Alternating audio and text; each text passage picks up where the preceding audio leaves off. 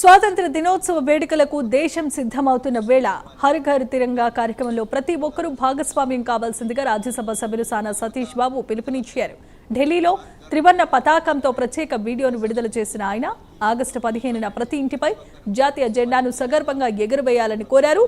దేశ స్వాతంత్ర్యం కోసం ప్రాణత్యాగం చేసిన సమరయోధుల త్యాగాలు స్మరించుకుంటూ దేశభక్తి, జాతీయ ఐక్యతను చాటి చెప్పేలా హర్ ఘర్ తిరంగా కార్యక్రమాన్ని విజయవంతం చేయాల్సిందిగా ఆయన కోరారు. హర్ ఘర్ తిరంగా, ఘర్ ఘర్ తిరంగా, హర్ మాన్ తిరంగా అంటూ ప్రతి ఒక్కరిలో దేశం పట్ల గర్వభావాన్ని నింపాల్సిందిగా ఆయన పిలుపునిచ్చారు. స్వతంత్ర స్ఫూర్తికి పతాకం మన దేశ గౌరవానికి, ఐక్యతకు, స్వతంత్ర స్ఫూర్తికి ప్రతీక. యువత ప్రజలందరూ హర్ ఘర్ తిరంగాలో భాగమై దేశ భక్తి స్ఫూర్తిని చాటండి. ప్రతి ఒక్కరూ వారి ఇంటి మీద త్రివర్ణ పతాకాన్ని ఎగరవేయండి. పతాకం మన దేశ గౌరవానికి, ఐక్యతకు, స్వతంత్ర స్ఫూర్తికి ప్రతీక.